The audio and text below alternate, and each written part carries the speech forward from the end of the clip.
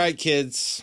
He's the most diverse, creative drummer, in my mind, out today, as well as one of the best dressed. He's touring the world with Jack White.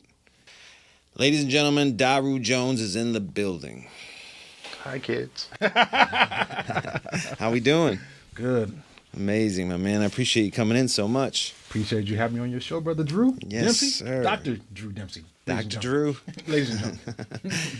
I was interviewing Joe Ciccarelli about working with Jack in this studio on Icky Thump, and we were discussing if Daru Jones was on Icky Thump, what kind of record would that be? Is that too heavy of an opening question? That's kind of heavy.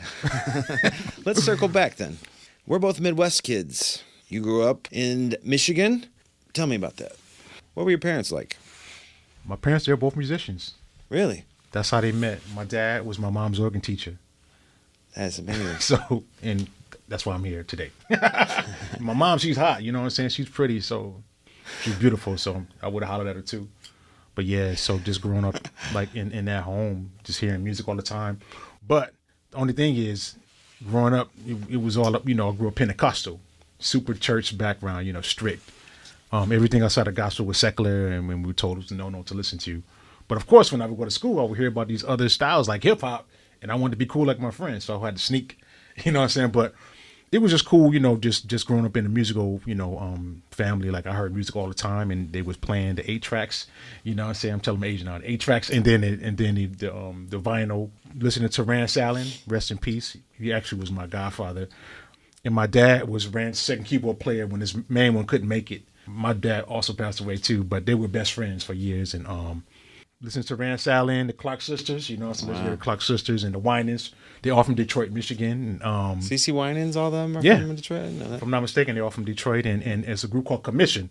And Commission was a group that Fred Hammond, I'm not sure if you're familiar with Fred Hammond. I think so. Yeah, Fred Hammond, he's huge, but, that was a group that he was in. And it was just that, and Tremaine Hawkins, all the legendary gospel stuff that came, that was our food. Fast forward, and as a young teenager, I got exposed to hip hop, and I wanted to learn. You were like 4 or 5 when you started playing, right? I started playing when I was 4, yes, sir. And that was through the church. Yes, I was so short I had to use one of those school benches. But I had another cousin that started at the same time, and he had one of those CB700 kits, little kid kits. Yeah. And at church we would have his drum kit on the other side of the church, and the main drum kit was on the other side, so we were both playing at the same time. I know what I was doing, I was making noise, but a lot of my cousins and uncles, they play, so I watched them, and that's what made me want to play drums, watching my cousins and uncles. They prohibited it, didn't want you to listening to rap music. Did that make it more attractive to listen to hip hop? Nah, it was just because I wanted to be cool like my friends in school, like they were talking about stuff, and I wanted to like what's this, I just wanted to be down. Would you mimic grooves and stuff that you would hear on record? What kind of records were you listening to growing up? Hip hop records like Rakim or the Rakim, LL, and Beastie Boys. That vibe, and eventually Tribe Called Quest and that whole '90s era, Gangstar. Pete Rock, CL Smooth, and that was a vibe. Yeah. How would you practice? And you have to go to the church? Did you have a kid at home? That's a good question. So, my mom, she was the janitor at the time. When she would go clean up the church, I would go practice on the drums while she cleaned up. That's beautiful. So it was cool. I had access. Did you know early on, before you were even 10 years old, like, hey, I'm good at this, or you just enjoyed it? I remember people complimenting and saying that I had a good memory. Like I could hear something one time and I could play it. Just mimic it. But the thing was, at that time in the gospel music, it was very pocket oriented, simplistic. It wasn't like nowadays there's gospel chops where there's a lot more notes, and it's kind of like fusion gospel. But back in the days, it was about playing this repetitious dance groove so people can catch the spirit. It was about like when you listen to house music, it's like that's how it was back in the days, just playing that constant groove so people can worship. People still worship nowadays, but it's a lot more production and a lot more notes. Early on in life, when you're 10, 12 years old, you're playing drums, you're learning about hip hop. How did music make you feel at that point where it was so attractive? Because, even when I was growing up, there's no phone, social media, any of that bullshit, YouTube. What did you get out of music that you didn't get out of anything else? Expression and being free. Wow, perfect. Being free, yeah. And I felt like playing the drums kept me out of a lot of things. And there's no diss because we all have our journeys, but at the time, all of the things like drugs and everything was huge. I saw White Boy Rick. Yeah, so either your friends, they were they wanted to get money, so it was faster ways to do that, and I just felt like when I started diving into the drums, it kept me out of a lot of things. I did like basketball. I thought I was gonna play hoop. I was actually kind of nice back then, but I stopped playing. I just started really getting into the drums. But yeah, it was just drums. I had my snacks, my little Debbie snacks. I would do my homework, get my little Debbie snacks, and then I was just practicing. And then eventually, one of my older mentors, that was actually in church, he put me on to jazz. He gave me like Tony Williams Live in New York, which cracked my head. I was like, yo, what is this? Because it was my first time being exposed to the musicians being featured other than the musicians back in a choir or vocalists. So I was like, there's actually music where the drummer get to like play more, like solos. So that opened me up. And then my mom put me in chart reading lessons when I was in high school, middle school going to high school. And when I would go check out, I would find out about the Modern Drummer magazine because it was at the cash register. And then I would see those VHS instructional videotapes, the Buddy Rich Memorial Series.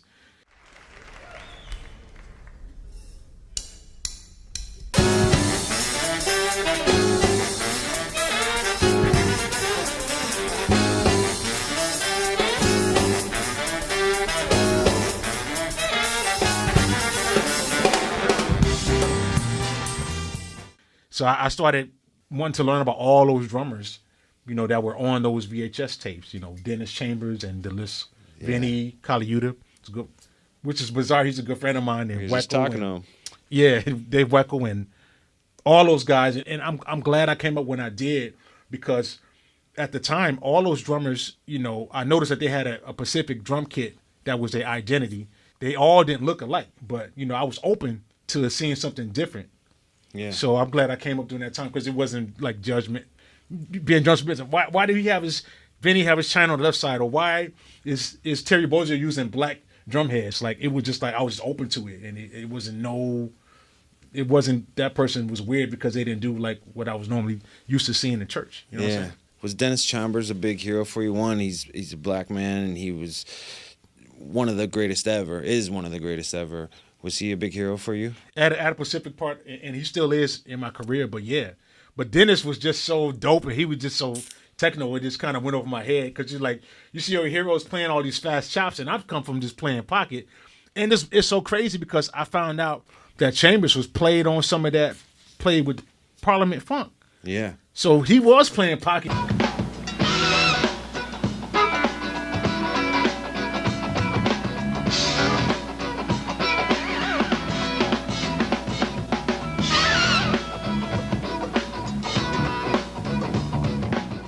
So he was playing pocket. He had different eras, evolutions in his career where he played. But I didn't find out about that until later.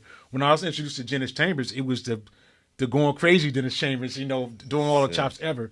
But he also had I did eventually get exposed to a VHS tape he put out involving pocket. I forgot Keep the Pocket. I forgot the name of that VHS tape. We'll look it up and put a graphic up of it. But the Dennis is definitely one of my heroes. Yep, for sure. Amazing. We have a mutual friend in Kareem Riggins, also from Michigan. Shout out Kareem. Love his work with Common, August Green, tons of amazing projects. He's a great person. Just saw him last week. Told me to tell you hello, and also started talking to me about hip hop back then. What were some hip hop artists that were really doing big things in the Michigan, Detroit area? Gotta go to the source, Slum Village. And shout out to Kareem Riggins, definitely one of my favorite drummers and people. And yeah, he's a good people, and he's always embraced me, because the musician community, it's either we rock with it's either we get along, we rock with you, or we don't. Yeah. Especially in the drum community, it's a thin line, you know what I'm saying? But it's really cool when I can find people that's in a similar lane, and we have the respect, and nobody's feeling insecure, and that's where the little I love that competition, people start getting funny. But it's like we all got our own lane. We listen to the same. We have some of the similar influences, but we also have our own lane. He's always been respectful, and I've always respect. But definitely Slum Village was one of the I guess the upper echelon groups. Jay Dilla. Jay Dilla, yeah. Let's talk about Slum Village because that's pretty iconic. So Slum Village original members. T3 is the last original member living, and it was him, by 10, and James Yancey, JD, Jay Dilla, and that was a trio. And what they created, man, it was a movement, and it was big, you know, for us in Michigan because at the time it was the East Coast and West Coast, you know, dominating the game. So it was just cool to, you know, to have somebody that, you know, that was killing it and it kind of made it, you know, made it, you know what I'm saying, made a big step in the hip hop game, you know, and I feel like Dilla, I feel like he infused West Coast and the East Coast sound. Yeah. You know what I'm saying? His production with, you know, playing the synths and the sampling. I feel like it was a good mish.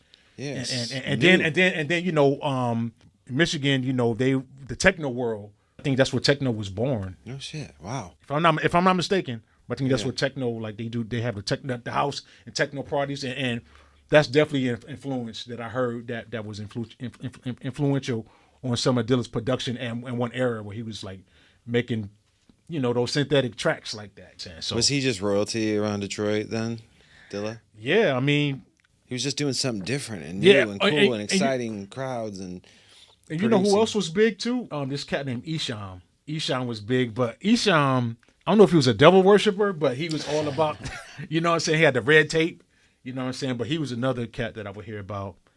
But yeah, that's the Slum Village. That was huge. And as y'all know, Jay Dilla, he was known for the way he produced his drums. You know, to sound like a live musician, like mimicking like Bernard Purdie. Wow. And like Clyde Stubblefield, when they would record the record, sometimes they would make a mistake because we're not machines. So sometimes we would miss the snare or we would drag behind the beat. And Dilla, he coined that whole thing and made a whole vibe out of it, you know, became a huge influence. He was the king. He was the king at that. You're exposed to jazz, funk, P-funk, rock music playing a part anywhere in those days? Yeah, eventually. I just feel like when I started sneaking and finding out about other genres, you know, learning about Vinnie Colaiuta, and then I hear that he was working with Sting. Yeah. Because I wanted to get every record that he was on. So, you know, at the time he was doing like John Patitucci. And John Patitucci was a part of the Chick Corea Electric Band, if I'm not mistaken. So when Chick Corea had those bands, like the Electric Band, each one of those guys, they would do solo projects and they would use the same musicians. They would use Weckel. Vinny was on the record. And when I started reading the liner notes and seeing the credits, I just went and dug and tried to find whatever projects they played on. And I wanted to listen to it because I really just soaked it all up. And then I found out that Vinny was playing with Sting, and I was like, man, this is like rock, you know, kind of like, what would you consider Sting, like genre-wise? The like solo stuff? Yeah, I mean, The Police was the coolest thing ever because it was this blend of like reggae, ska, punk rock, and then Sting's voice is, you know, just there's so many cool components. But his solo stuff is just, you know, it's worldly kind of. I don't know how you would even put a genre title on Sting, but that's what made it exciting also. And Vinny's the only drummer that would be perfect for that. And then I started, you know, getting some of the other VHS tapes, like Terry Bozzio, and then I would find out about Frank Zappa, which was so bizarre at the time for me to get my ears on that. Yeah. I got in a lot of trouble because I went to church trying to play those odd times. My mom, you know, she was playing, or she's like, son, what are you doing? Because it wasn't gospel chops at the time. It was about playing pocket. Yeah. But I remember, you know, finding out about the rock drummers and Mitch Mitchell and John Bonham, you know. Mitch Mitchell, yes. Mitch is one of my favorite drummers. You know who's in Sunset today is Billy Cox from Band of Gypsies. No way. Yeah, we were talking about that the other day. Oh, shoot. Yes. Billy is a legend. Is he from Nashville? He lives here, but he's in L.A. right now. We're in Nashville. If you haven't can't see, we're in Blackbird Studio doing other projects, but Daru lives here, so he was kind enough to come in. Kids, the hustle is real back in those days. He's renting VHS tapes, looking to monitor drummer. You guys are spoiled. You get to go on YouTube, Instagram, find everything, all access one place. Ooh. You know, you had to do some serious work to Man, he's talking about paying dues. Yeah. You know what I'm saying? And transcribe everything. You know, it wasn't no YouTube, so we had to listen and figure it out. Yeah. You know, transcribing. And I'm thankful that I came up there. And it forced me to be creative, but when Chick Corea, the musicians that played on those albums, when they would do their solo projects, they would use some of the same drummers, Peter Erskine, Vinny, Weckel. And basically I just learned how to figure out who was playing the drums without even reading the liner note. Wow. And so I noticed that Vinny had his drums tuned a certain way, and the way he finessed and his touch. You know what I'm saying? Okay, I can walk in a room, I can hear this track, and I was like, okay, that's Vinny. And 9 times out of 10 it was him, because I was able to eventually train my ear to, figure out what made him have his sound. Erskine had a certain sound the way he tuned his drums. Peter, and then Weckel, and then I would find out about Steve Gadd watching the Buddy Rich Memorial Series, and when I learned about Steve Gadd, that really cracked my head, because I eventually found out that Steve Gadd was playing on all these Steely Dan, all these, like, I don't know if he played on disco records, but he was a genre-bending drummer. Yeah. Like, dude, I knew as a teenager that I didn't want to just be a gospel drummer, and I really had to go, I went against the grain, but just being inspired by like cats like Steve Gadd, Omar Keem, seeing how they were able to not only play jazz, they can play funk, they can play Caribbean, the Latin, they can play all that, and I knew that that's something that I want to do. Did you have somebody in your life that was kind of mentoring you or pushing you or giving you motivation where, what young kids today, back then, forever, what am I going to do in my life when I get older? And you're playing an instrument, mm-hmm. being a musician, which is one of the toughest things to even make money at any level. Mm-hmm. Who's motivating you? Is it yourself? Where'd the drive come from to just keep doing this? And like eventually, even I've played instruments. I'm like, no, this ain't going to do much. That's a good question. I had a lot of great mentors and men in my life, that really helped me along the way. My dad, he's a musician. My grandfather, rest in peace, he was a founder and pastor at one time of the church that I grew up in. 2 of my uncles played drums. What I'm saying? And they're preachers. Just watching them, I always tell people it's 2 things you can learn from somebody. You can learn what to do and what not to do. Wow. So at the time, you had to just learn from hard knocks. It was a little bit of mentoring, but a lot of times, how I came up, I had to just learn the hard way. When I grew up, there were so many drummers waiting to play. And have you seen that movie Whiplash? Oh yeah. So there's a part in the movie where he was like, "Are you rushing or are you dragging?" Yeah. In church, if you're dragging, you was getting kicked off.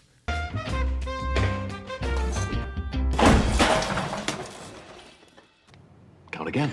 1, 2, 3, 4. 1, 2, 3, 4. 1, 2, 3, 4. Rushing or dragging? Rushing. So you do know the difference. If you're playing in church and the person that's singing and they doing this, somebody's waiting to slide you off because they didn't want that service dragging or that music dragging. So I learned hard. What I'm saying? That only had to happen to me 1 or 2 times, and I was like, I don't want it because it's embarrassing. Like getting slid off, but I just like I said, I had a lot of great men in my life that were mentoring me. Just life lessons. Sometimes it didn't have to do anything with the drums. It was just like talks, and I'm glad that I had that church foundation. Although it was very, very strict, it helped make me the person that I am today. Any nice, kind things that people say about me, I credit that to like my parents and the church for sure. And everybody says you're the nicest person in the music industry. I'm sure you have been told that numerous times. Man. How did God play? You're going to church, but did you feel the presence of God at a young age? Did you understand God? Did you maybe not believe in it sometimes? Was it just always a powerful thing where you're praying every night? Because sometimes I know people that were in the Pentecostal and had to go to church like you did, but then it almost turned them off sometimes. That's a really good question. So I had to learn how to appreciate it because I didn't understand it. It was just like whatever your religion is, Muslim, Catholic, you just doing it because you're born into it. So I was born into, Pentecostal, that Church of God in Christ. So I just kind of did what I was taught because that's what the lineage, that's what my parents did. But it wasn't until later on that I started, digging deep, and I one day became a born again Christian, and then you do the things, like worship and get that personal relationship, with the Creator. Personal relationship, yes. So when I started, doing that, that really changed my whole perspective on how to move through life. And we're all human beings. I'm not perfect, you know what I'm saying? People can, I'm thankful for the compliments, but I'm definitely not perfect. But I do strive to be a vessel and show God's love through me on stage and off stage, regardless of what genre that I'm playing. Yeah. it's not about me at the end of the day. I just want to spread love, through my instrument and be a vessel. Yeah. And I feel like those compliments, whatever people saying, it's I don't take the credit. I feel like it's just borrowed gifts from him, and I just want to. I feel like that's one of my missions in life, just to show his love. Yeah. So you can pray, but sometimes you got to take action. You know what I'm saying? Definitely, and also, people get mad at God. Whether it's a higher power, a God, any God you choose, it takes work. You can't just ask for things. You got to do the work. Like even drumming, are you talking to God? Are you praying? Are you writing things down? Are you having a connection, working on it? Really tap in to anything. Yeah, it's just, whatever people want to call it, I still believe in, the creator God and the son Jesus, but people, they have their own, and it's all good. But I do feel like it's a higher power. If you allow that spirit to come in, if you like zone out, it takes over, and it's a beautiful thing. If you allow yourself to go into that frequency. It's a very important lesson, kids. What's been your approach from day one when you sit down at a trap set? What's your point of view on the drums? Do you want to do something different? Do you want to be creative? Do you want to cater to the artist? What's your point of view on the drums? That's a good question. So I want to service the music. Yeah, that's it. Service the song. Service the song, or if I'm employed by somebody, I want to make sure I'm giving my employer what they want. It's not about me. You know what I'm saying? I want to be a team player. So I definitely want to service the music at the end of the day. I didn't want to touch down on this too much, but obviously your setup of your drums is not the most standard, orthodox way of setting up drums, but also I think it services what you do. Like I think the way you reach for a tom is also part of your groove. Does that make sense? Like the time it takes to get to that tom is almost, that down to the millisecond. Okay, so my drum set, the current drum set is I'm had to be very intentional when I do something, because it's not, some of the things are not easy to get to, but I've been doing it for almost 15 years now. I evolved, so I changed my setups. Even though I have the angles, I had different positionings of the angles, but I had to be like, you say what you mean what you say. I'm just being intentional. When I go do that fill, it's got to make sense. That's awesome. or I'm going to fumble. We're gonna go to your signature new kit that you have out. Who did you do that with? Oh, so my new kit is with a company called Pacific Drum, PDP for short, and they're through DW Drums. Oh wow. When you bought DW Drums, they were one of the most expensive drums kits you can get. Like, they were like the Rolls. To me, they're the Rolls Royce of drums. Like, you getting like a piece of furniture, or you getting like a Lamborghini. So I think DW, they wanted to have a drum kit that was not as expensive, but also they didn't want to compromise the quality. Although it's a cheaper line, you're not getting a toy. You're still getting a good quality product that's going to last for some time. So I think that was the whole purpose. One of the goals, I think, for PDP. When did you have your first signature drum set? So the Daru Jones New Yorker, that's the kit, short for DJNY. Yeah. The first edition came out in 2017. Gold and black sparkle fade, and it was cool. PDP, they were already making New Yorker drum kits, which were the compact kits where you can use to busk, like when you in New York City and Nashville, places where people were playing on the street or in the subway. They were able to use my name and likeness to put with the drum kit. And I did have input on that first kit. I wanted to make a kit that looked good because I'm a fashionable guy. So I wanted to have a kit where the kit look good by itself, whether somebody was on it or not. And the new Daru Jones New Yorker, we call it the Natural Blue. Nice. And the whole vibe of the Natural Blue, the story is, when I started working with Jack White, he had a color scheme where we would play, the color scheme was blue. Like when you look at the pictures, everything is blue. That was our wardrobe. His hair is blue. Yeah, his hair's blue. That was our wardrobe. And so I was like, man, it would be dope to be able to have a kit. Because I knew I was going to start hopefully touring with them, because I knew that we had been recording. And I was like, man, it'd be dope to have one of these compact kits. The Natural Blue was definitely inspired. And then since it's called the New Yorker, I don't live in New York. I'm currently in Nashville these days. I'm still going back and forth, but I figured we call it Natural Blue because I'm in Nashville now a lot nowadays, and then the blue color to match the aesthetic of the Jack White tour. Amazing. Just came out this year. It looks great, sounds great. I already we have it in the ISO behind us. It's super exciting, and that's to reach that pinnacle, to get your own signature drum set is everything. Let's rewind for a moment. You're in Detroit. You're learning about music. You're honing your craft as a drummer. When you're 18 years old, what did you think you were going to end up doing in life? A session drummer was like, a lot of people think being a session drummer would be the greatest thing ever. I can get paid $500 a day to play drums on all these different artists' stuff. Was that something that you were kind of going for, or did you want to be on the top level and tour the globe and just...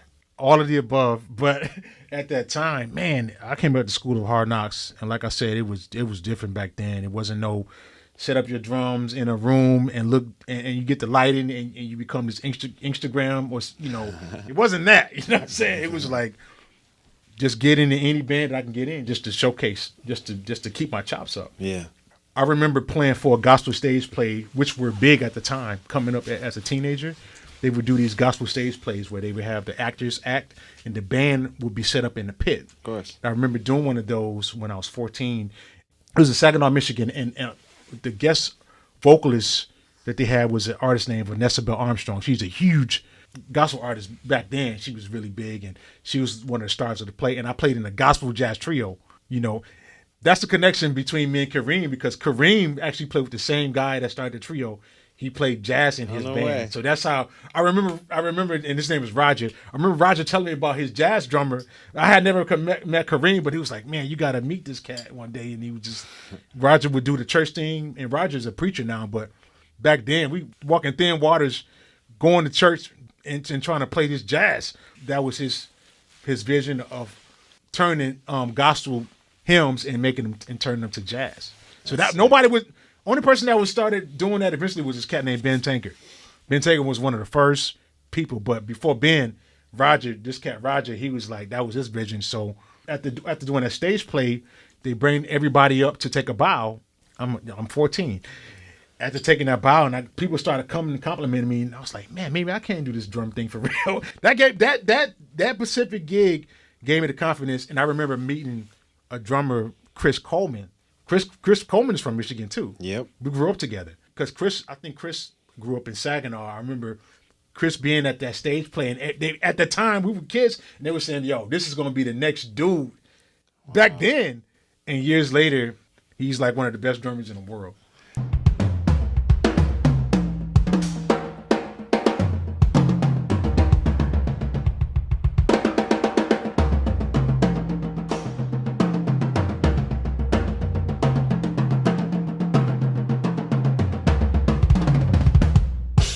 Such a valuable lesson there. I've done hundreds of interviews, and there's this common thread where somebody gets one compliment, and that's all it takes, and that set them on fire. Man. And that's what you had. You had that moment. You remember the show. You remember the feeling. Yo, and I was like, okay, maybe I can do this, but, I'm still in school. So just to fast forward to answer the question, at the time, like 18, I was like just trying to play in every band because I wanted to be able to play other genres. And I remember getting some opportunities to play with a steel drum band and also percussion ensemble. Yep. So I just wanted to anybody that was playing, I just wanted to learn and get it in. And that was my journey at the time. Well, you should always be nice to people. It's just pay compliments. Don't be shy. Get that energy going. The momentum, though, of you just going out there, you didn't know where this was going to take you. You just knew you loved this. You had a passion for it. I'm going to do everything I can to. You didn't know where you'd be. No, and I had a lot of adversity just dealing with, just like when you go up in church, people typecast you almost as a church. Yeah, because I was going against the grain. Like mostly people they want you to become a missionary or something in the church, or just go down a certain road or work. For GM, that was like big at the time, working in the shop, and people were trying to get these jobs. That was a say all be all. You have your family. I don't want to give up listening to hip hop because I liked it, but it was going against total. Because like at that time, you had parental advisory people, everything that was coming out, and then I started noticing the producers in the '90s. They were sampling jazz, and then I was like, yo, I recognized, or they were sampling James Brown. Yep. Where you had the Clyde Stubblefield and Jabo, and I was like, I know where that come from. That's when I started gravitating, and I became a composer. Had you, obviously being from Detroit area, Motown, gigantic, huge, changed the game forever. Did you study a lot of Motown drumming, or was that No. kind of pretty simple? No, it was just I would listen to the gospel drummers, and it was a drummer by the name of Dana Davis from Detroit. He played with a group called the Winans. Winans is a huge group, and then I would go see them when they would have concerts, and then commission. They had a group named Michael Williams, so I would just all about checking those drummers out until I got exposed to the jazz. But the Motown stuff, I mean, I would vaguely hear it, but I didn't always know what it was because all we could listen to was gospel. So but my dad wasn't saved, so when I would go get into his car, he was playing like Parliament Funkadelic or Michael Jackson, but I didn't know what it was until later on. So sometimes I would get these cover gigs, and people would be like, "You don't know that song?" I'm like, "Billie Jean," like stuff I should have known. I heard it, but I didn't know who it was. When do you get to New York? So I remember getting an opportunity to go to New York out of high school. There was a conference called How Can I Be Down? It was a huge A&R conference that they would have, and they were like talent scouts. Wow. And all of the labels that were huge at the time, we talking Ruthless, EMI, So Def, they would go and do these showcases because the industry was different back then. They were trying to, it was a lot of money in the game, and to get a record deal was a big deal. Sure. So the How Can I Be Down was an A&R conference where they would have the A&Rs from the different labels go in this room. They would have a panel, and it would be like 6 people from the label. They would listen, put your tape on, play for 30 seconds, and they would critique you. And basically, if you won, you got a chance to perform the concert with like a big artist. And then the labels, they were trying to sign you after this thing was over. So wow. I got a chance to participate with that. It was with my sister, who was a vocalist, Rena Jones. And we actually, to make a long story short, we won. So I do have family in New York. But from that, winning that competition, we were brought out to New York because EMI, all these labels were trying to sign, and they were trying to sign us. That's when they were signing those 3 to 5 album deals and these long contracts, and we just felt like that wasn't a good look. But just going to New York, I remember going to like see Cheryl Pepsi Riley, going to like the jazz, the clubs, and it was at the time like it was popping. Yeah. And we were going to those jam sessions, and we would see like, I remember Bad Boy was becoming big, and Carl Thomas, all the artists that were big, they were at these clubs. So sure. We were going there, just the open mics. We would sometimes sit in. Can you freestyle, rap, spit some bars? I had a long distance cousin who was like a second cousin that was a rapper, and he showed me how to rap. I tried it out, but I wasn't, I ended up just like saying lyrics from other people's songs. Yeah. So I kind of cheated. So our own lyrics. And singles back then had instrumentals that came. Yes. Remember? Yes. So I remember them cassette singles, man. That was I missed that era. I remember getting the Cricklin' Dodgers. Remember the Cricklin' Dodgers Yeah. single? I had that with Special Ed and Buckshot, and I started getting all of those cassettes. The Brat. It was killing, man. That era was so dope. You ever see Biggie back in those days? No, I wish. God. I would hear about him, but I remember one of my last apartments or one of the places that I live right on Washington Ave between Gates. Like literally the next block over was the block. Bed-Stuy. That was Bed-Stuy. That was like later on that history had already, passed, but it was just cool just being in New York in the 90s because it was just different, man. It was rugged. Oh my gosh. It was like the movie Kids. Remember the movie Kids? That was dark. And Man. you remember how graphic that was at that time when you watched kids? You're like, oh my God, is this really going on?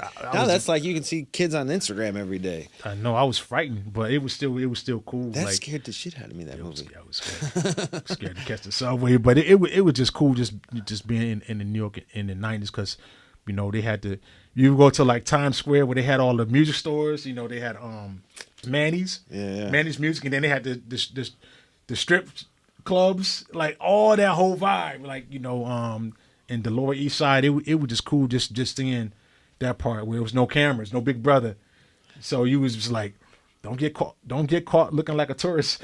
Don't get caught walking around not knowing where you're going. It was just different. Late 90s, especially underground hip hop. I mean, I'm the biggest Del the Funky Homo Sapien, Deltron 3030, that record.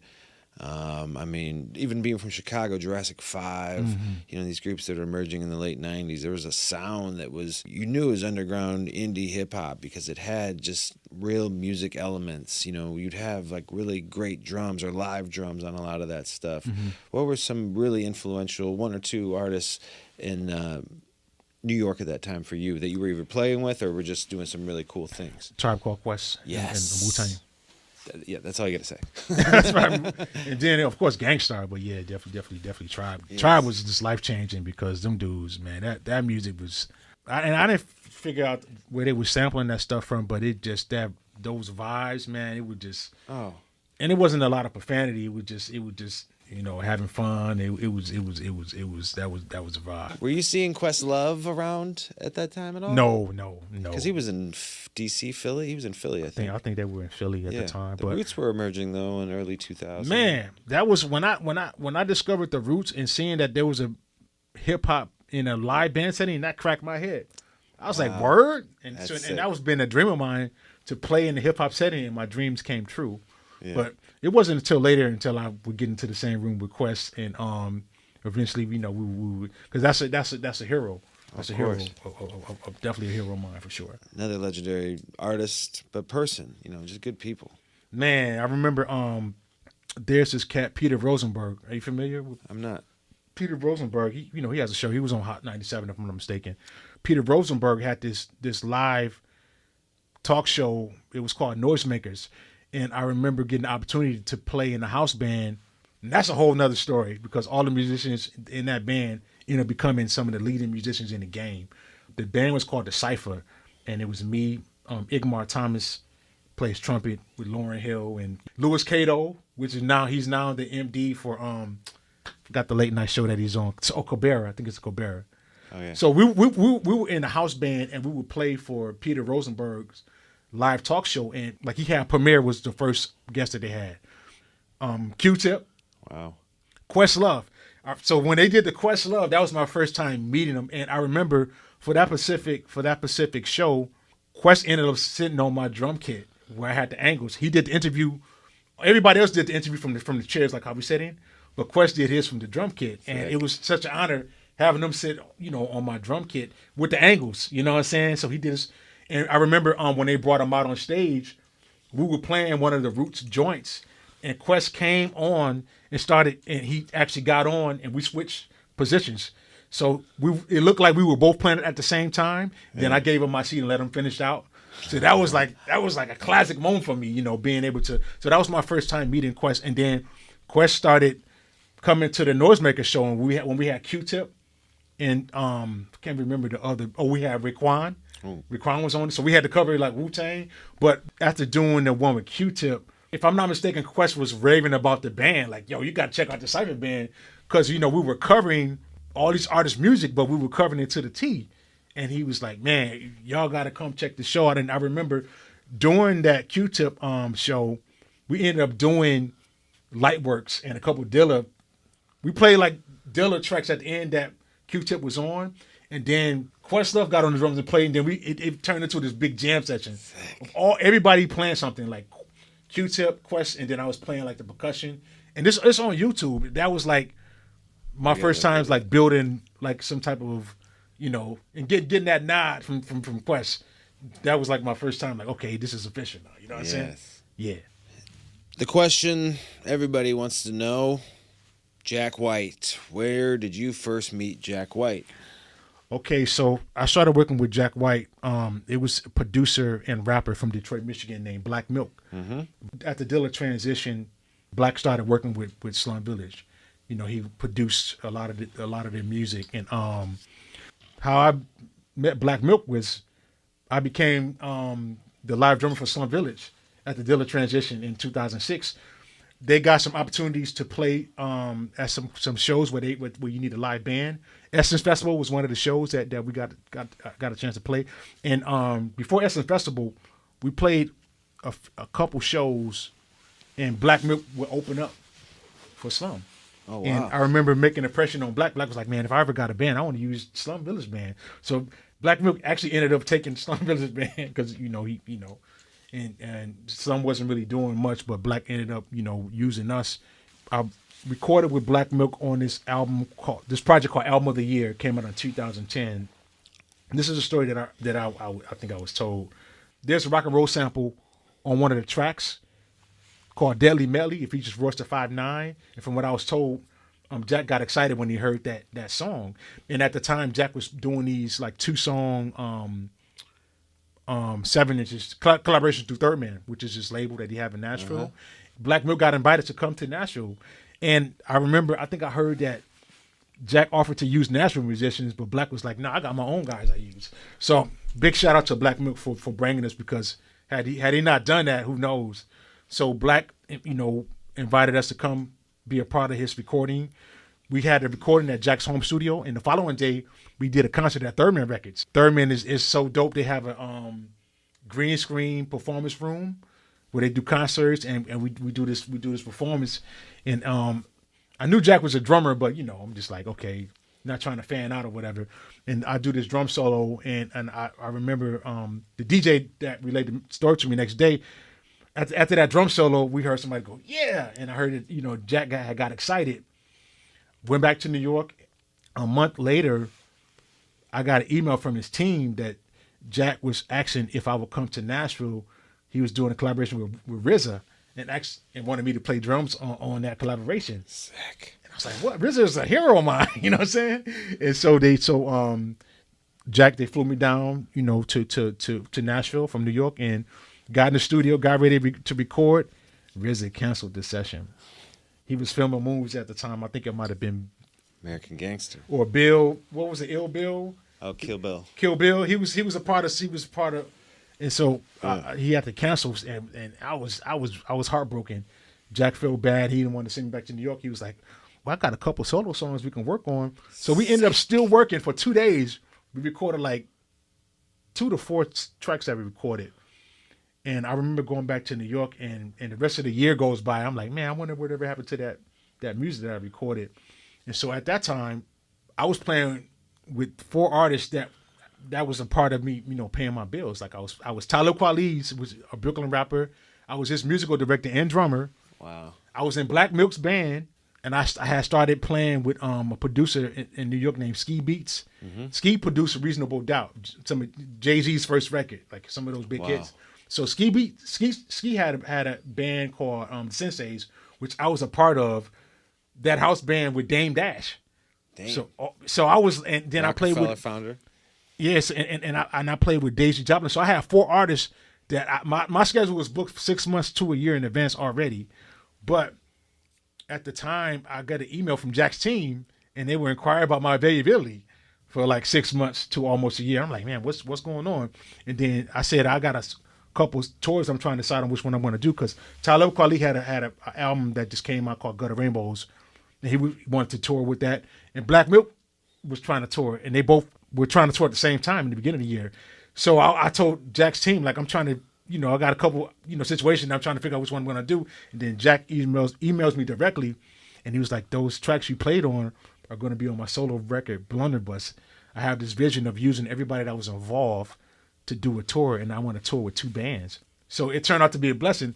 I didn't know that the music that I recorded with Jack White would eventually be on the solo record. I played on Trash Tongue Talker, and I played on one of the B-sides, but yeah, that was his first solo record. That's sick. So that's how that whole thing started with Jack. Mentally, what was that transition going from hip hop? Pretty much 90% of everything you've done was hip hop oriented. Then moving into Jack White, who's the most creative guitarist, songwriters, just artist. He's an artist. What did that feel like mentally? Were you like, can I do this?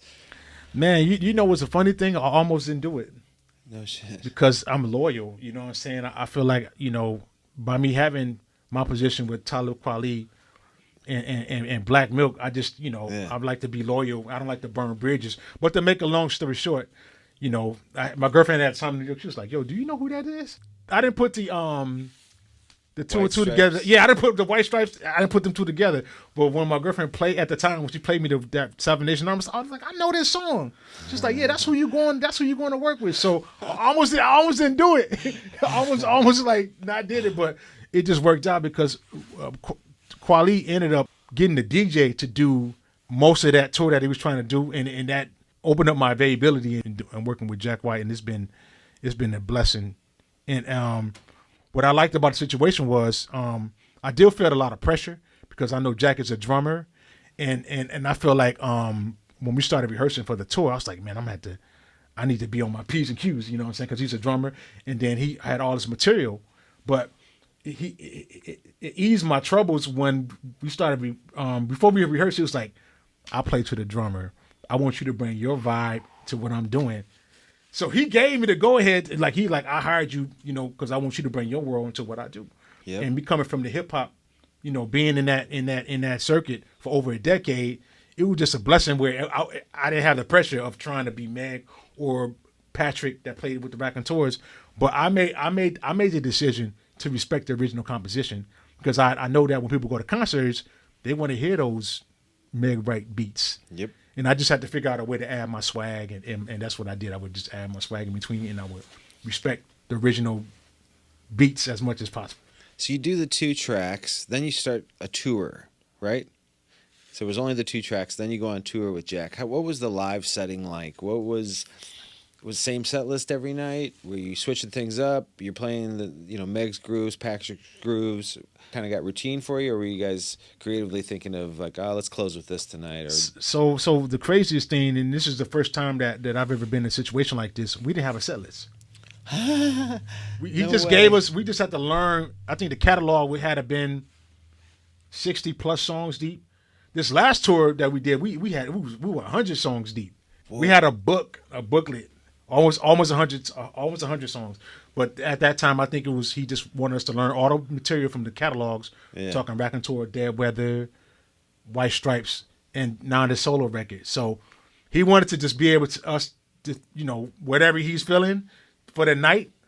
Yep. And we had to be listening, and sometimes we making stuff up on the spot. Wow. We jamming and we making stuff up that we never played before. That's cool. But it was cool because it made it interesting. Exciting. It didn't get boring. It made it exciting. But it was definitely, on your pins and needles because it's like you don't know what's going to happen.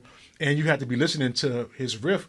Or sometimes he would come whisper, whatever the track that he felt like was good to play. Yeah. Sometimes, but it was still all of those things, like not knowing, sometimes knowing, or listening to what he's like the captain of the team, and we're watching him for the play. Yeah, he's so good connecting with his fans, too, He really is an amazing performer. Obviously, he's an artist, a songwriter, musician, vocalist, everything. He's just a creator of being experimental, but he really, when you see him live, he knows how to connect with that audience. And that's such a big thing of live performance. Yeah. One of the things that I appreciated what he did was, when he started out with the White Stripes, it was just him and Meg. So they both were front and center. Yeah. He was like, yo, I want you front and center.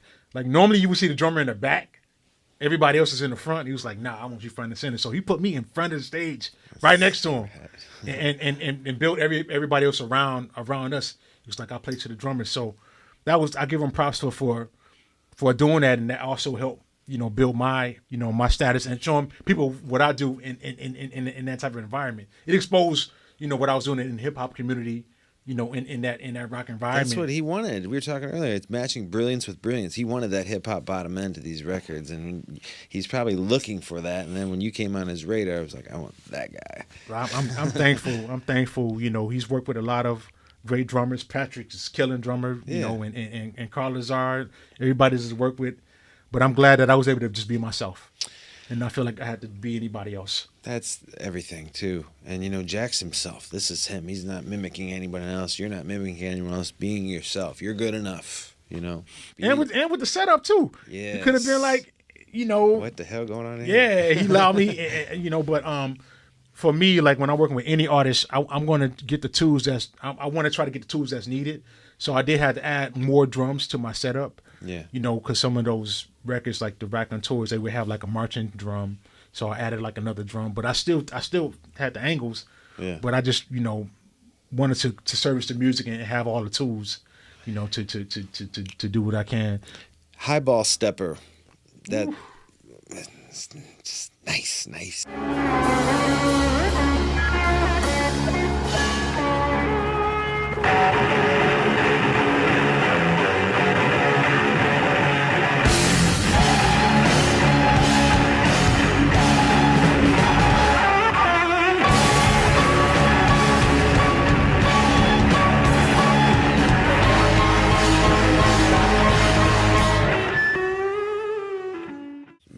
Revs me up. What's the song for you when you're touring the world with Jack White that you just get excited about? You're like, all right, I'm about to slay That's this. a good question, son. Ooh, man. I mean, Lazaretto, he hits yep. that solo, and you got that amazing, iconic fill right there. Thank you. And I played on the original record, so any of those records I played on. I know. That's I enjoy your part. playing those because you know my vibe and my energy. I can replicate that. Yeah. That's a really good question. But I enjoy playing Highball Steppers. Do you? Nice. That's a cool record because it's a lot of different You're turns. up, There's a lot of dynamic things happening. when you guys are in the pocket and he looks back at you and it's just a groove you're so binded together. Speaking of Lazaretto, which is probably in the top 3 greatest mixed songs ever. Dang. I mean, seriously, Vance Powell, who Powell, was that's very my instrumental man. in starting this studio we're in now, Blackbird. Were you blown away when you heard the mix on that? I was. It sounded like a hip hop mix. I'm like, Yes. yo. When I came to Nashville, it was just known for just being like country, rock and roll thing. Sure. And I'm always nervous about like working with engineers here because I'm like, I don't want a country mix.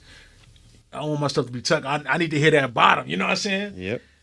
Or I don't want a rock mix. I want my drums to sound like hip hop drums. And Vance, he nailed it. Yeah. And just being able, even our live shows, whoever they get the mix, they always pay. It seemed like Jack, like, you got to make sure them drums is that getting. That's that, what he wanted. That boom bap. You know what I'm saying? So, but yeah, Vance is a beast. I actually got a chance to work with him. A couple of tracks I did for Slum Village record. Yes. Really? Vance recorded those. No those. way. Yeah. Yes, man. I love Vance, and I just appreciate that he can get them drums knocking. You know what I'm saying? Big And time. give it that boom bap what it needs. And there's other people that do it too. But yeah, I He's was the really one that did it impressed. on that. Really impressed and surprised. I was surprised and impressed. What was your approach tracking that in the studio? Because you have so many cool fills, and did Jack give you free reign on that? Like, Well, that Pacific song was inspired by MC Light, and this has been spoke about. MC Light, famous female rapper. the famous female rapper. She had a song called Cha Cha Cha.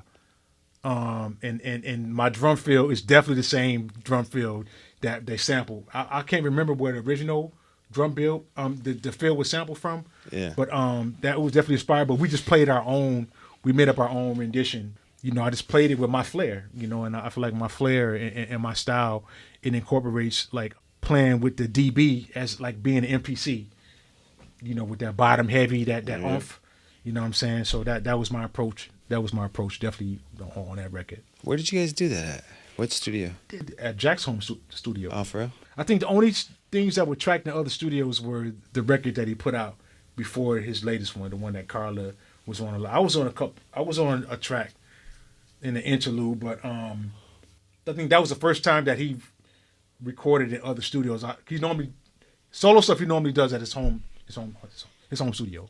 Being comfortable is Yeah. everything. I wish I had a studio at my house. All the goods, you know what I'm saying? And it's your sound. Yeah. It's a specific sound that comes out of that room, and it's about being consistent, having that consistent sound. So, by me being able to bring my swag and my style, you know, I'm gonna find a way to make it saucy. You know what I'm saying? Yeah. But at the same time, like this past tour that we did for the Fear of the Dawn, I was like, man, I really want to start playing the Meg songs, like really honoring those grooves, and I just stripped it way down. Versus the first tour that I did, I was really loose. I did a lot of the Meg stuff, but I was super loose. I was playing more fusion. But this time around, I was like, I really want to service and give, because I know that's what the audience want to hear. Yeah. They want to hear what they heard on the records, and but I think what gave me a lot of my additional sauces was adding those sample pads and the more drums. This is my first time on this tour that I feel like I have a rock and roll kit, because rock and roll kits, from what I've seen, they were always big kits, monster kits. Yeah. Talking 2 and 3 bass drums, China cymbals, and mad, just like a whole bunch of drums. So this is the first time where I have a lot of drums. Nice. Versus just having a snare drum, floor tom, and an additional snare like my hip hop setup. Yeah. Hey, have you met Meg? No, Really? never met her.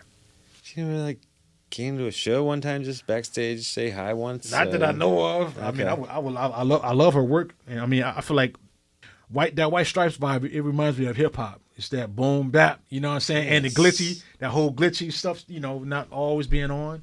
I can appreciate what definitely what they did for sure. As I said in that Joe Ciccarelli interview, there will never be another White Stripes, And there will never be another Jack and Daru setup. I mean, it's just that's being individual, creating something new, songwriters doing something different. Like you were inspired by something, and it's all a derivative of something, but doing something completely different is. I know the second I hear it too. If it's a song, a drum piece, even listening to you just set up in the kit, which we're going to go in there in a minute, it's just different. It's something different. Man, I appreciate it. I mean, I definitely want to give praise and shout outs to everybody that inspired me.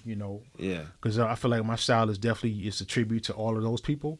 So all of those things, it's like a tribute. It's like it's a part. It's a piece of me. Like that DNA is a part of what I do. And When you're doing Saturday Night Live on February 25th for the third time with Jack, it's massive. What does that mean to you as a player, a kid from Michigan that grinded his way up, was involved in all these different projects, and now you're on Saturday Night Live? I'm humbled, lost for words, because in this journey you just never know how things are going to pan out. I'm just grateful. Yeah. The first time that we did it, which was crazy because I had to go on the radar. This is when I made the transition. Yeah. When I was deciding on which tour I was going to do, I went missing. Because we prepared. We prepared for the tour. I think we rehearsed for like a month. But when people saw me, that's the first time they saw us. They saw me be performing on SNL with Jack in 2012. Yep. So that was huge for my career. I've always wanted to be on the show. And then we did SNL during the pandemic. That was crazy because that was one of my second times working with Jack since we had, took a break because Carl Lazard did the last tour. Yeah. And the other thing that I did with Jack, he had these pedals that came out, and he allowed me to be a part of that.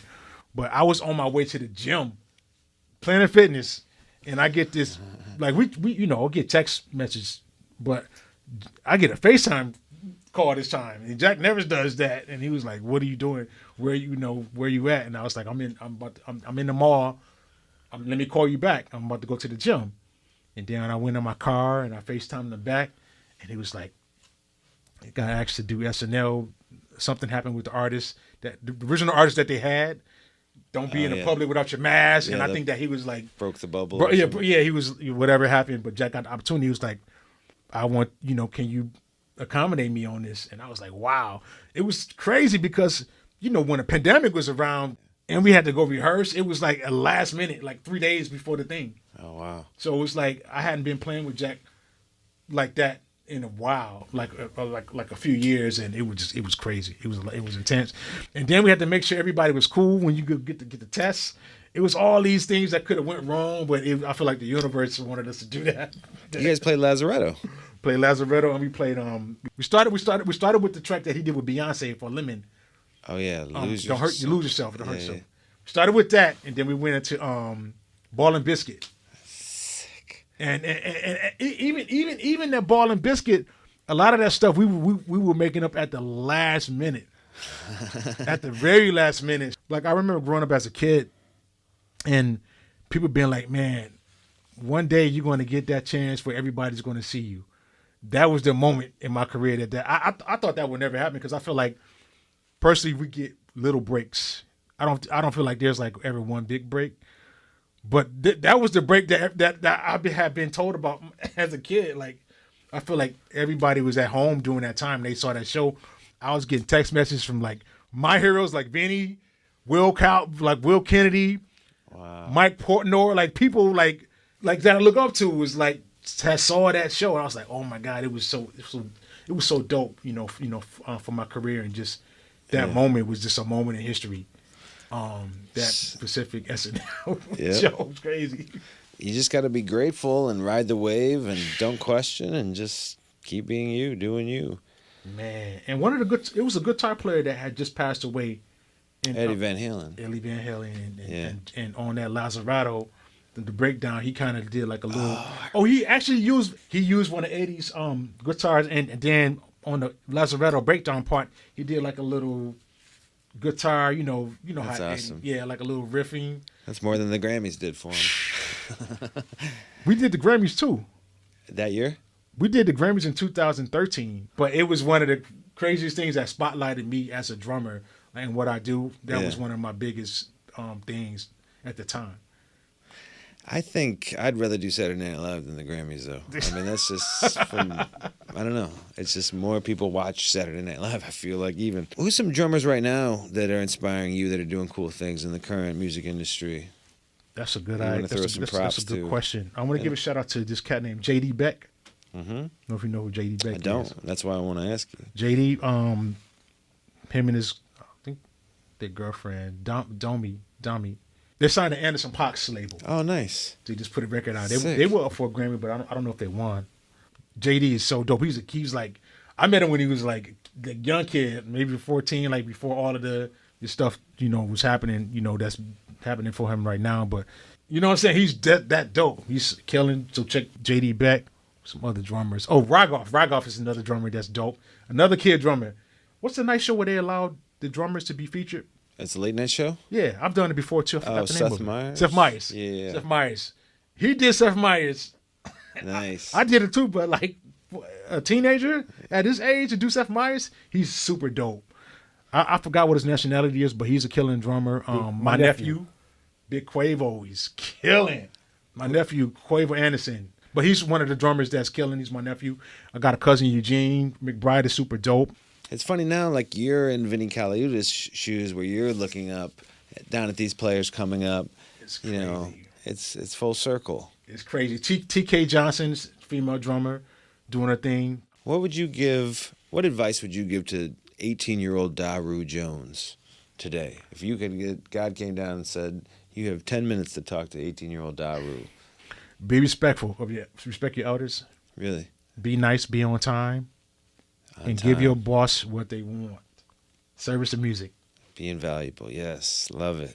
It takes time to like build your lane because like my opinion, you have to soak up a lot of music and a lot of different things to, discover how can you take what you listen to and make your own into it.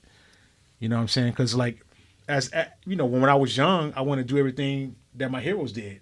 But then when I started advancing, I was like, man, I need to get an identity. Yep. It's like when you grow up, when you start paying your own bills, you become a man. Yep.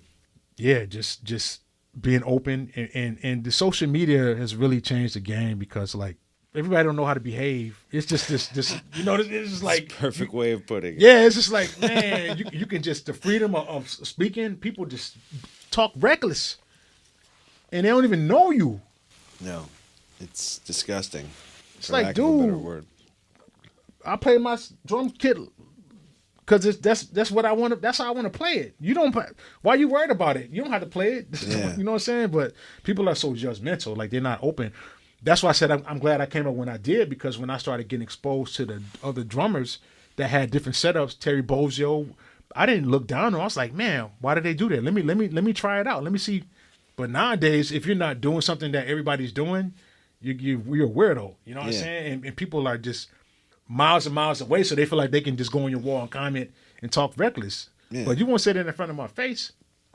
It's just recreational hate, outrage, anger. It's like fun for certain people to get online and vent anger to complete strangers. Like we were talking about that earlier. It's just, when people get famous or on the highest level, your problems don't go away. No. Your feelings don't go away. Mm-hmm. It's sad that it has to be like that. Yeah. So social media can be such a instrumental tool to learn. You can access, right. Yeah, you can access all your fans. They can see what's going on, concerts. I mean, just everything. Cool. With that said, it's important for people that get in positions to kind of show people that's not how you behave. This is how you do it. Yeah. Because otherwise, the community dies. Everybody, it's like everybody. We all going to have our time, but who's going to raise up the next generation? Exactly. You know what I'm saying? It's we gotta bring the next, and we gotta show them how to be respectful, how to behave. Yeah. That's why I'm thankful that I'm in a certain position, but I'm still grinding. You know what I'm saying? I ain't worked. I'm still. What I did yesterday was cool, but this is a new day. Like yesterday's success, you got to keep it moving. But anytime I'm able to get like in this type of platform where I can talk, I'm trying my best, to give some knowledge and inspire. Like there's another way. Like people like scandalous, they want your spot so bad that it's another way. You don't have to do that.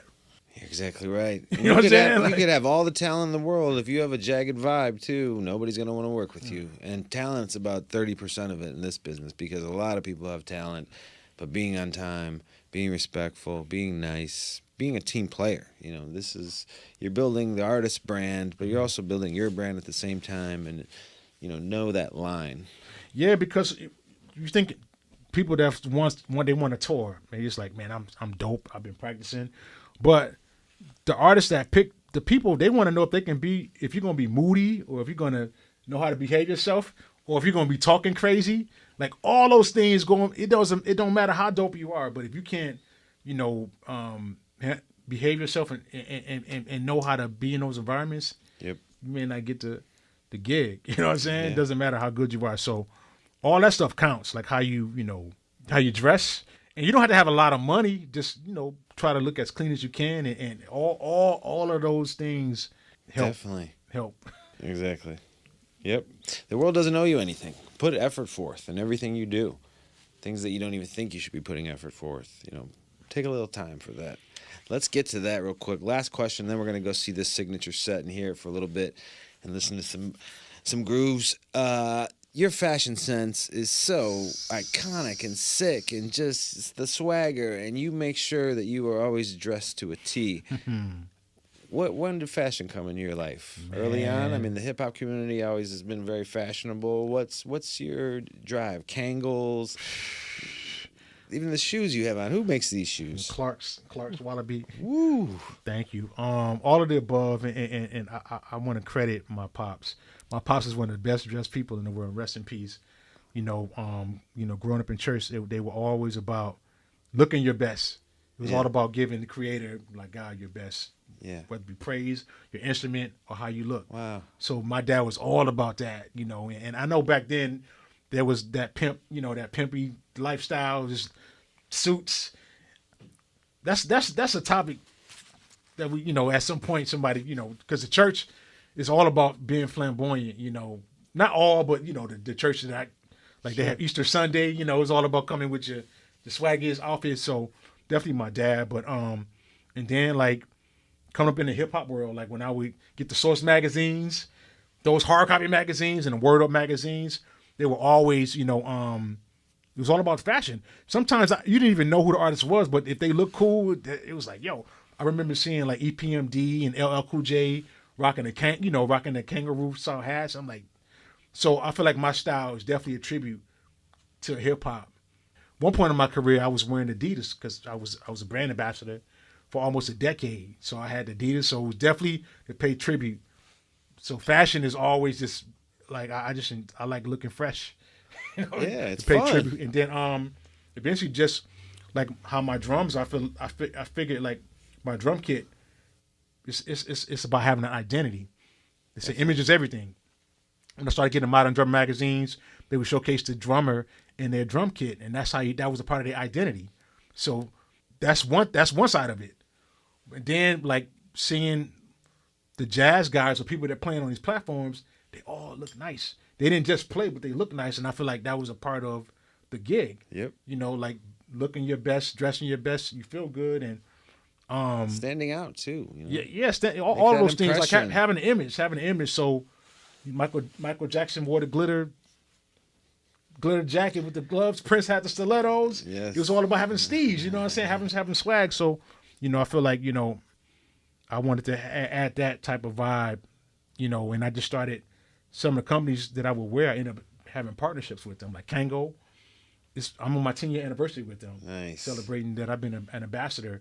And I'm thankful, and I just want to keep the tradition. And like we're in a jury, we're talking. I forgot what era that was when they would have the African and the African medallions. Like when X Clan was out, I don't know if you remember a group called X Clan, and Tribe Called Quest and De La Soul. De La Soul, definitely. It was a Zulu Nation. Zulu Nation, yes. But like during that era, like when Tribe was out, like it was to keep that Keith Haring look with the different I'm actually wearing the Keith Haring jacket, but it was like looking fresh, like wearing the wood necklaces and everything. It was from the shoes and the Wallabies. I remember seeing Wu-Tang Clan. Whoa. When Wu-Tang was out, they were the first people that I saw wearing a Wallaby, so that became, big thing in the culture at the time. And I'm just continuing on. When Run DMC came out, they were wearing Adidas, and they brought Adidas to the hip hop culture. Yep. So I'm a product of all of that. I love it. I'm a product of all of that. So, last question, and this is for people that might want to get interested in drumming. For the 12-year-old kid that's on YouTube watching this right now in Detroit, Michigan, or anywhere in the world, what is so special and important about being a drummer in a band, and for an artist writing music? What does that mean to you? it means everything because we're the heartbeat. You know what I'm saying? We the timekeepers, and we the glue to keep things together. Yep. For the most part, unless you're doing like an acoustic and you're just playing guitar, but the drummer is the heartbeat. You know what I'm saying? That rhythm and that time, you can either make or break that song. Yeah. So your job is important. So yeah, it means a lot to, like, if we don't have a heart, we're gone. So if the drummer is the heartbeat, then that's one of the vital, pieces to music. Yep. The bassist can miss a note and you won't notice. The drummer misses that snare, it's gonna fuck up the whole song. Yeah. So yeah, just know your role, but also know it humbly. Just because we have this important role, that don't mean we got to be arrogant about it and like it's all about me. We still need to service and be a team player. Yeah. Play your parts. You having a conversation, and we all can't talk at the same time. But if you have 3 or more musicians on stage playing, everybody having a conversation. You let it breathe. You know what I'm saying? Yeah. And I think if learning that, it's going to help you get a couple more calls that somebody might not get. It's going to help you get a lot, some more other opportunities. What's next for Daru? What do you want in the next 10 years? Maybe personally, professionally, with Jack, without Jack? I mean, in his music, but with other. You have a label that you run? Yes, I want Sunset Stone. Nah, but yeah, I have a label, Music Records, and that's a whole story. That's my label, and I put out a project with T3 from Slum Village. Oh yeah. And Amp Fiddler. Where can we find that? Amp. It's on a record? It's on cassette. Wow. Just came out in December. That's cool. And for those that don't know, Amp Fiddler showed Dilla how to use the MPC. Whoa. He discovered Slum, if I'm not mistaken. He discovered, like, they lived in the area called Coney Gardens, and the name of the record that I did with them is called the Coney Garden Sessions, because we did it right in that neighborhood of where that all started. And T3 is the last original member of Slum Village, so it's a special project. It's been out since December, and we still got some cassettes left. So the thing is, nowadays, being independent and not having that machine behind you, it's really hard to push it unless you got a publicist. So you can have the most bangingest treasure, but nobody knows about it. There's 60,000 uploads to Spotify every day. How do you stand out? Man, so that's the thing. So just, That's creative marketing, though. You did it to tape. That's sick. So the whole tape thing was like, how when we came up, we was able to look at the credits. It was an experience. Yep. It wasn't just a download and then it's disposable. No, album artwork, liner notes. Yeah, liner notes. That was the funnest thing about it. I wanted to try to. I want to do more of those, where it's more of a collector's edition where people can have that experience. Because I went to see Sheila E. perform last week. She was in Nashville playing City Winery, and she spoke about that. She was like, she kind of was dissing. I won't say dissing, but she just was like, her project is not on digital; it's on CD. She was like, when they tally up all of the Spotify's, it's like, I can't even pay my band because you got to have so many streams. We only have this project available on CD. If y'all want what we're doing, you got to get it. I love that. I did a co-write and it has 100 million streams on it. 3-way split. I got $6,000. 100 million streams. Dude. You need to support independent artists. Seek them out. There's so much cool stuff. Just if you do some research, everybody he's mentioned here. So like, let's unite and be creative independently. Yeah. There's so much cool stuff that you can do. I mean, the artists I know that are doing big things in LA and stuff, they would never sign on a label. You know, it's like, I got my website here, I got my social media, I can reach these people because this is my art.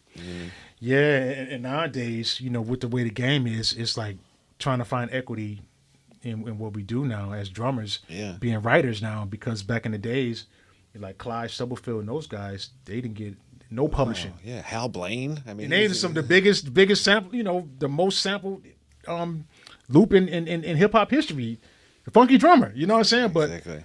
I'm thankful I got a chance to have a friendship with Clyde before he passed away. Wow. We did a double drumming thing, and we stayed in touch. And but yeah, he just was like, I got nary penny. But it's like nowadays, there's levels to this. You know, you pay your dues, of course. Then you get to a level where you can get a co-write. But nowadays, you know, we got to unite ourselves, because like it doesn't matter what the rules were back then, and people, they'd be like, that's how the game is. We don't give no publishing, but it doesn't mean those rules were correct. Yep. Because they weren't fair. Like, people were coming up with ideas, you know what I'm saying, that made the record, but they may not have gotten a piece of it. But that don't mean we got to do that now. We got the power to change that narrative. There's a great book that I've read a few times, Everything You Need to Know About the Music Business. Get that book. Think about some really creative ways how to market your music, how to market yourself, make yourself stand out. I see so many people getting disappointed. I have different bands in Sunset every single day, and they're just discouraged. And don't spend your whole budget on making the record. Save some money for marketing afterwards. You know, that's going to be everything. Yes, sir. You know, figure out how to do right this. On the nose. Yeah. It's not a lot of money to be made on these records. Yep. How are we gonna, you know? And the game is oversaturated, and then you got the internet, people that are getting all the opportunities because they got the followers. Yeah, it's crazy. And they got the cameras, the lighting, they got the dope rooms, and they got the all the. Ain't played on a tour, ain't played on one record, and they getting opportunities. Exactly. Some of these internet artists too that have, you know, millions of streams on SoundCloud, Spotify, they can't go to the Wiltern Theater in Hollywood in Los Angeles and sell 20 seats though. You know what I'm saying? They're just internet famous. Like, you getting people blowing you up, and they, you know, because through the internet, you know, and it's just like, when you still walk in a room and you see your OG, offer your seat. That's how I came up. Yes, sir. Offer, you know, let them see if they want to play, you know. But nowadays, it's like, that's rare. Yes, it's sir. rare. It's rare. It's rare. We need to get back to some basic morals. Basics. Yes. Because those relationships are what help get you endorsements sometimes and other bigger opportunities. Definitely. Yeah, networking, relationships is everything. Again, everybody's talented. There's all kinds of different talent, but you know, having that good vibe, being a good person, it's simple. You know, keep it simple. Just work. Don't stop. You know, everybody's discouraged. How many times have you been discouraged in your life? I still get discouraged. Yeah. But yeah, I think just learning how to have a community, that community really helps. Yeah. Because we're all not in this alone. But if you don't open up your mouth and find out who your tribe is, you know, you feel like you're going through things, you know, by yourself. Yeah, create your own tribe too if you can. There's someone else out there that thinks like you. Like, for people that ain't feeling you, this is a big globe. But people overseas, you're gonna find, if you keep doing your thing, you're gonna find your crowd and your audience, and they're gonna appreciate it. And you go where the love is at. Yeah, go where the love is at. Good song title. Everybody in the industry, Mr. Daru Jones, says you are just the nicest person ever, and I'm just so honored that you could come in here and spend a few hours and tell people your story to help just enlighten the youth of tomorrow. I feel your energy just being around you this afternoon, so I'm so honored to be here. Thank Doctor you, sir. Drew, you know what I'm saying? This cat, do your Googles, do the history, you know what I'm saying? The people that you've interviewed, I'm just grateful to be here, and also the legacy of this studio that we're in right now, and I'm just grateful to be working. And like I said earlier, you know, at the end of the day, I just want to continue to be a vessel and use my borrowed gifts, you know, to show God's love. I'm just thankful to God, you know, to be able to have this gift and just use it. I want to use it to edify and bring up the next generation, and also, like I said, be a vessel and spread positivity and His love. Oh, I love that. Follow Daru Jones at Daru Jones. We're going to go check out his signature kit right now. Stay tuned. Thank you, Daru. Thanks for having me. Daru Jones, New Yorker, DJNY 2, Nashville Blue. Right here. You know what I'm saying? I really like this kit. This is the second model. Got a lot of cool features. As you can see, the color, swagged out. And actually the aesthetic or the color inspiration was when I was out with Jack White. You know, I wanted to have a kit that could match the aesthetic of the stage. Instead of just making it one blue color, you know how to switch it up. So we got 2 different blues.